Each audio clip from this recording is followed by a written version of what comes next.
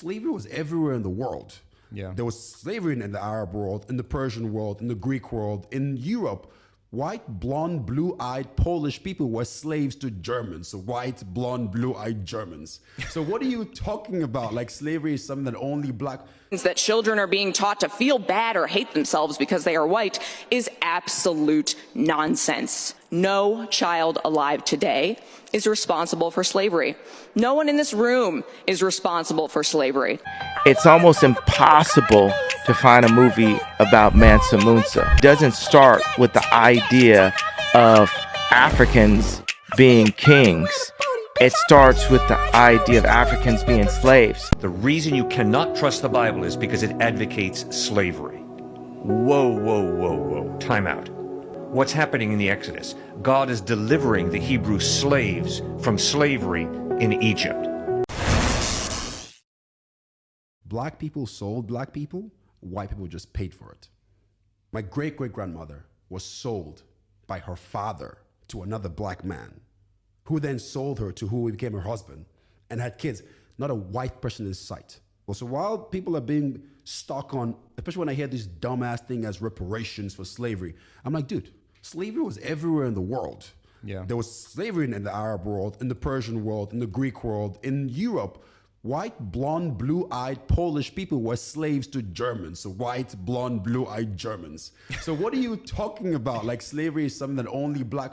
You guys play too much respect to racism. Yeah. If we were all white or we were all black, we're still going to discriminate You know against what we each other. discriminate against? Eye color. Thank you very It's much. human nature. It's human nature. Yeah. We'll find something, oh, your ear is too big. I tell people, as long as you're a competition, you're a threat. And as long as you're a threat, somebody will try to do something to remove you. It doesn't matter if you're white or black. And on the opposite side, as long as you can add value, doesn't matter if you're black or if you're white, you will be appreciated or recognized. The real history of what Western Africa was like before white people got there. And I'll give you a thought experiment. You're quite a fit, athletic young man, 23 years of age, okay? Imagine you are a British sailor, okay? Same build you are now. You've been sailing for 3 months on this little wooden ship, eating nothing but hardtack. You got scurvy, you're sick, you're malnutrition, okay? We put you on the coast of Africa. It's 49 degrees, okay? You're in a thick red cotton jacket, and I give you a musket, a gun, a weapon of death. And I say, okay, here we are. I want you and the 60 other men on this boat to go and catch 300 of these big black African dudes from 20 miles inland, but you're not allowed to shoot them. No, you have to get them on the boat without hurting them. Somehow. You think you could pull that off? Me, you, the people in this room? 0% chance. I know you're not allowed to say it. I have an idea of who could pull it off. Yeah, but exactly. All the other black people who had all these wars with each other and were waiting on the beach with all their fellow Africans saying, here, take them, give us some more guns, we'll win the next war. That's very dark and it's very scary, especially when you understand how much they're trying today, to this point, to completely use propaganda to tell you it happened the way we were originally taught. Jewish people have a lot of movies about that pain, and black people have a lot of movies about the pain of slavery, right? It's almost impossible to find a movie about Mansa Musa. When you go to the African History Museum in Washington, D.C., it doesn't start with the idea of Africans being kings.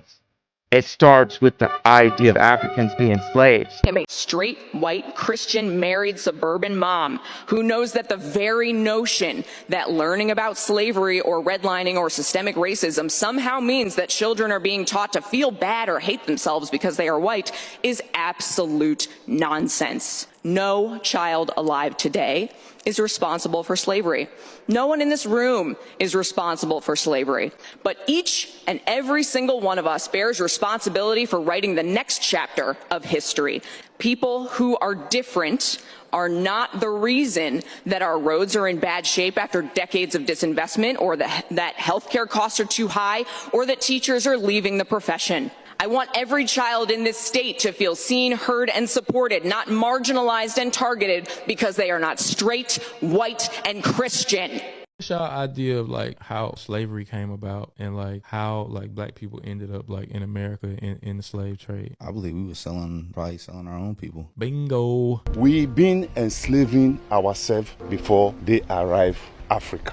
We betrayed ourselves. Y'all heard of that movie, The Woman King? Mm-hmm. And I look more into it. It's like a movie about this tribe in Africa called the Dahomey tribe. It's about these women warriors that was like the special forces unit for like the tribe at the time. And what I never realized, or what I never was really taught, like in movies, they always kind of sold it like, you know, white people went to Africa and like conquered and just stole black people and stuff, put them on these big ships and brought them to America and treated them like animals. But in actuality, slavery has been going on since the beginning of time. In Africa, people was already like warring with each other and enslaving each other. Yep. And one of the like most prolific tribes that was involved in like trading slaves with like the Europeans was like this tribe they made a movie about. Why would they make a movie about this tribe and try to like glorify what they did and try to kind of rewrite history a little bit? Slavery is in the Bible and it's promoted as the Bible. It's like slavery was okay.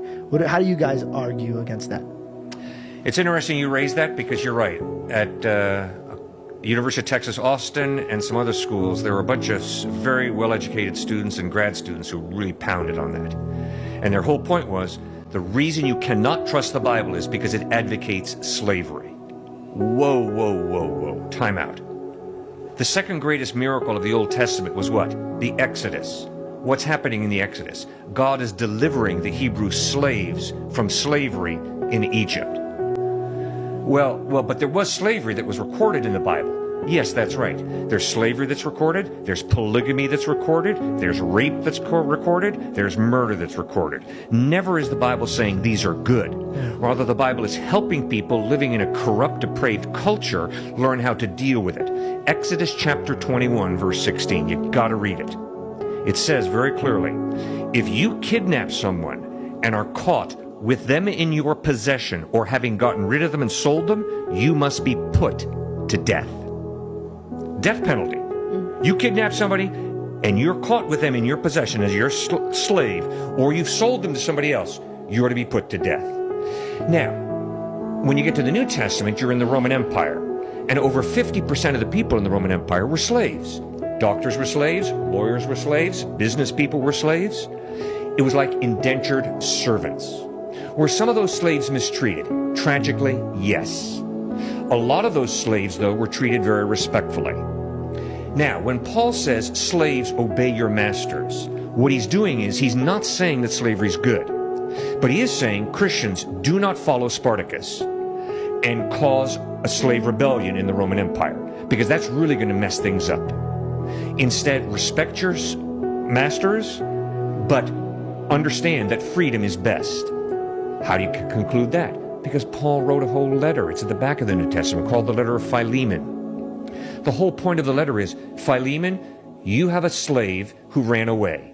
I met him in prison. I led him to Jesus. I'm sending him back to you. But I ask you to accept him back no longer as a slave, but as a brother in Christ. And when you study the abolition of slavery around the world, usually it is motivated by followers of Christ, like William Wilberforce in the British Empire, like Frederick Douglass here in the United States, who understood biblically all human beings are created in the image of God, therefore to enslave someone is absolutely evil. And they fought against slavery for the abolition of slavery, and they succeeded. Why? Because Jesus Christ and the Bible teach that no man, no woman is inferior to anybody else. Why? Because God created all of us in His image.